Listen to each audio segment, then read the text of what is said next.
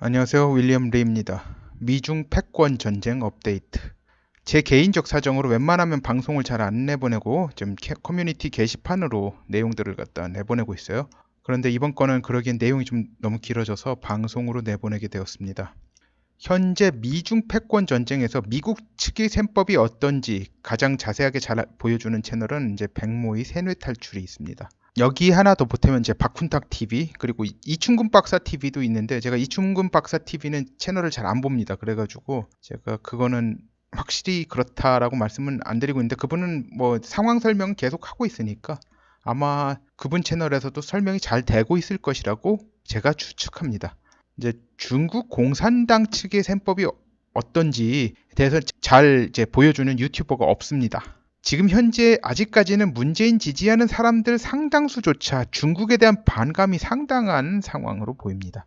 근데 좀 말이 안 되죠. 문재인 지지하면서 반중 정서를 갖는다. 문재인이 지금 완전히 뭐 중국 따까리 하겠다, 중국은 태산이고 한국은 작은 산이고 뭐 그런 헛소리 하고 있는데 좀 앞뒤가 안 맞습니다. 이러다 보니 현재 한국 국민들 사이에서 미국과 중국 사이에 분쟁이 일어나면 중국 편 들자는 사람들이 5% 내지 6% 수준에 불과합니다. 그러다 보니 유튜브에 중국 측의 입장을 조금이라도 대변하는 내용을 올리면 심적 압박을 느끼게 하는 댓글들을 많이 만날 수밖에 없어서요. 유튜브에서 친중질하는 사람들도 대놓고 하지 못하고 간 보면서 눈치 보면서 조심스럽게 하는 상황입니다. 그런데 이제 3일 전 한국경제TV 채널에서 중국 공산당 간부들이 어떤 셈법을 가지고 있는지 분명히 밝힌 거나 다름없는 방송을 했어요. 평상시에 중국 경제에 대해 지나친 낙관론을 펼쳐온 것으로 유명한 전병석 중국경제금융연구소장을 출연시켜서 그 견해를 들었습니다. 제가 보기엔 전 소장의 견해는 이제 중국 공산당 상층부의 견해와 일치한다고 봅니다. 일부 차이는 있을 수 있습니다만 대단히 사소해서 무시할 수 있는 수준 아닌가 생각합니다.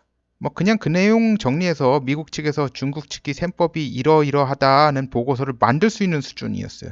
그게 이제 방송이 한 40분 정도 됐는데 그걸 갖다 축약해가지고 할 수 있는 수준이에요. 일단은 이제 유감스러운 일이지만 중국 측의 현실 인식에도 상당히 일리는 있어요.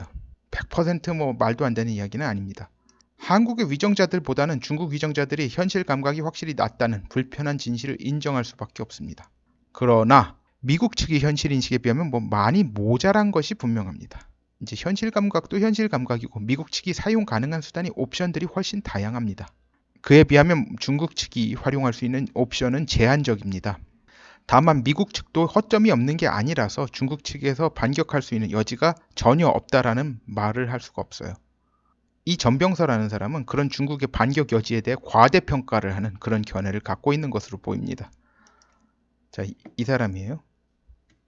분명한 건 미국 측도 지금 상황에서 자만하면 역습당할 여지는 분명히 있습니다.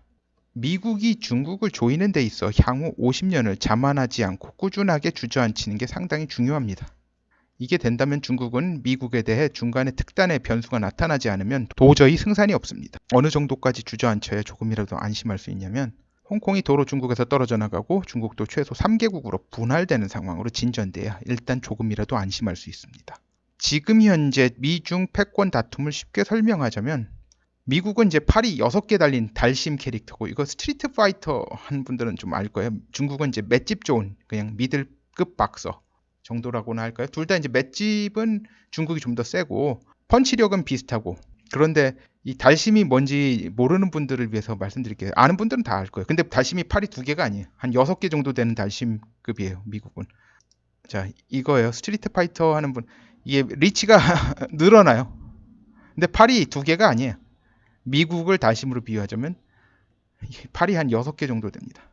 상대편은 뭐 이렇게 스트리트 파이터에 나오는 뭐 류 같은 이런 캐릭터가 아니라 그냥 일반 미들급 복서 정도 되는 거예요. 중국은 그냥 인간계예요. 중국은 한마디로 인간계 최강자고, 미국은 뭐 인간계를 초월한 초인간계 최강자 정도 되니까 좀 그런 수준이죠. 그러니까 팔이 늘어나고 팔이 6개라고 생각해봐. 중국은 달랑 팔이 두 개인데 근접을 하면서 싸워야 되죠. 근접을 하면서 싸우는데 근접하기 전에 무지하게 계속 맞아야 돼. 그런 상황입니다. 제가 언급한 방송을 한번 보실 걸 권해요. 뭐 귀찮으면 안 보셔도 됩니다. 뭐 내용은 제가 그 처음부터 끝까지 다 쓰진 않겠는데, 뭐 보다가 마셔도 되고, 이거 너무 한심해서 못 보겠다 그러면은 뭐 보다가 마셔도 되고요. 링크는 설명란에 걸겠습니다. 제가 일일이 내용들 다 올리면요, 내용이 너무 길어져요. 그래서 제가 요즘 일 생겨서 방송을 거의 못하는 상황인데 이것까지 설명하면 너무 길어져요. 제가 그럴 여유가 없어서 제가 처음부터 끝까지 다 설명 못하는 걸 죄송스럽게 생각합니다. 일단 그쪽 방송 분량이 40분 정도 돼요. 그 방송에서 나온 내용 중 일부만 거론하고 보충 설명하죠. 일단 이거는 그 방송에서 안 나온 거예요. 이걸 갖다 생각을 지금 못하고 있어요. 옛날에 미국하고 소련하고 패권 전쟁을 했잖아요. 패권 다툼을 했습니다. 소련은 식량과 에너지 자원이 자급자족되는 나라였어요. 그리고 중국은 식량과 에너지 자원이 자급자족이 안 되는 나라입니다. 자, 그렇죠. 식량을 러시아가 대줄 수 있겠습니다만 러시아가 충분히 다 대줄 수도 없어요. 중국 인구가 워낙 많아서. 소련은 과거 우크라이나라는 전 세계에서 가장 비옥하면서 넓은 곡창지대를 갖고 있었습니다만 현재 우크라이나는 러시아와 사이가 좋지 않은 독립국가인 상황이죠. 그래서 이제 중국의 국제무역이 전체 국가 경제 규모의 18%에 불과하지만 그 18%를 무시한다는 건 인구의 상당수가 굶주리는 상태로 들어간다는 거예요. 이게 문제가 뭐냐면요. 흉년이나 그런 게 흉작이나 그런 거에 전혀 없을 때 식량을 갖다 왜 해외에서 수입해야 되는 나라라는 거예요. 자, 그런데 봅시다. 만주의 밀콩밭들에 대한 농사용수를 위한 수리시설이 옛날 만주국 때 건설해 놓은 수준 그대로예요. 그래서 기근 들면요. 여기서 더욱더 식량난을 겪을 수밖에 없는 상황입니다. 예전에 미국이 소련 압박하기 위해서 기상조절을 통해 우크라이나 곡창이 대거 흉작을 유도했다는 이야기도 있어요. 뭐 미국이 이런 수단이 있다고 하더라도 그리 쉽게 쓰지는 않을 겁니다. 중국 같은 경우는 바로 엄청난 수의 사망자로 연결이 될 수밖에 없기 때문에 쉽지 않은 문제죠. 왜냐하면 인도적 비난을 받을 수 있으니까. 그렇다고 해도 이걸 갖다 안 쓸 거라는 보장도 없는 겁니다, 사실.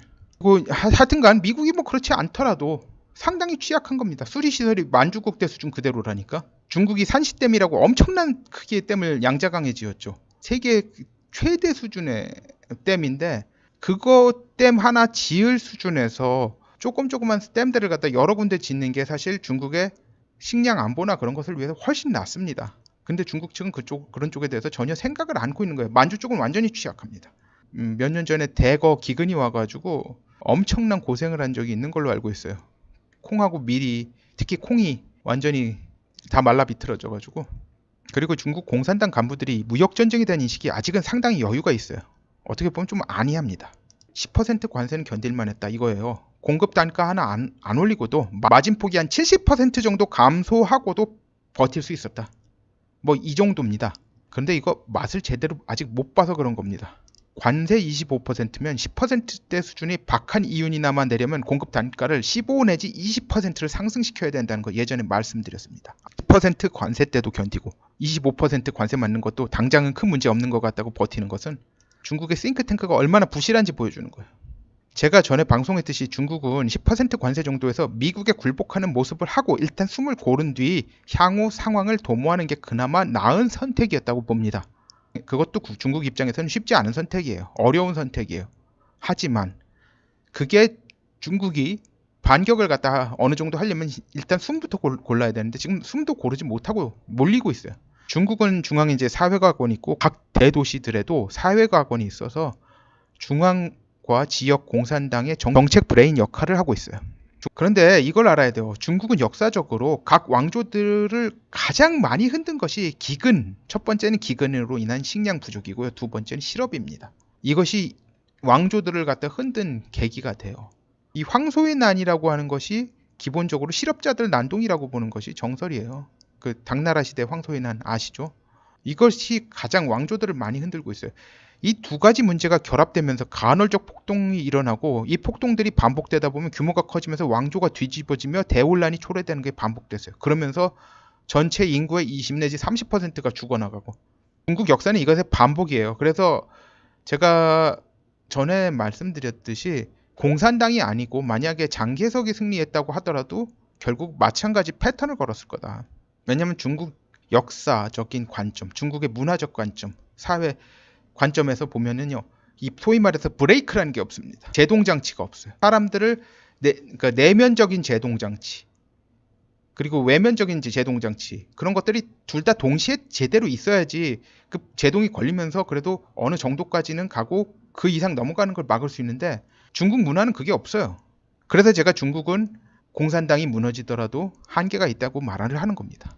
자, 지금 중국 내 일자리 수가 감소 일변도로 진행 중인데 이 부분에 대해서 애써 감추면서 외자를 붙들어 놓던지 유치하려고 용을 쓰지만 지금 중국의 인건비 부담, 이 고용주가 부담해야 하는 피고용인 보험비 포함해서 증가 일변도라는 건 다들 아는 사실입니다. 이 상황에서 결국 중국은 시간 끌며 버티다가 친중파인 조 바이든이 미 대선에서 트럼프를 이기면 상황은 끝난다는 식으로 생각하고 있어요. 그 과정에서 화웨이는 희생시키더라도 할 수 없는 것이지만 그런 회사는 다시 세우면 된다는 식인 것 같습니다.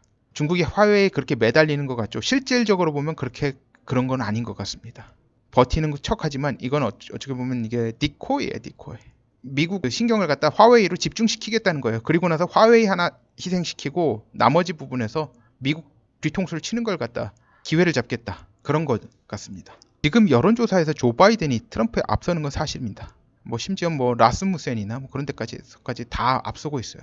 모든 여론조사 기관에서 팍스나 그런 데서까지 다 앞서고 있습니다. 그런데 이제 트럼프는 감 표현을 다 거친 경우입니다. 이미 더 깎일 게 없어요. 근데 바이든의 경우는 앞으로 표 깎일 요소들이 상당히 많습니다. 트럼프 입장에서는 아직 본선에도 오르지 못한 바이든을 상대로 공격할 이유가 없습니다. 누가 민주당 후보가 될지 알 수가 없습니다. 지금으로선 바이든이 가장 유력해 보입니다만 그것도 몰라요. 가장 유력해 보이던 후보들이 저기 후보 못된 경우가 워낙 흔합니다. 그리고 아들 부시와 오바마 재선했던 상황을 살펴보면 트럼프가 이 둘의 재선 도전 상황 때보다 오히려 지금 나은 위치에 있어요. 그렇기 때문에 트럼프의 재선 확률은 대단히 높다고 볼 수 있습니다. 이걸 꺾으려면 트럼프에게서 다른 이제 스캔들이나 그런 게 터져야 되는데 이미 너무나 한꺼번에 다 터뜨리고 더 이상 터뜨릴 게 없어요. 만들려고 해도 만들기가 힘들어요. 자, 중국이 확실히 두려워하는 건 이제 공상은행 등 4대 은행 중 최소 하나를 세컨더리 보이콧, 그러니까 북한하고 관련돼서 맞는 거고, 그런 사태가 벌어지면 미국과 전쟁을 불사하겠다는 식인 것 같습니다. 다만 이제 한국의 위치가 참으로 모호합니다. 참 이거 설명하면 더 길어지기 때문에 오늘은 여기까지 하겠습니다. 감사합니다.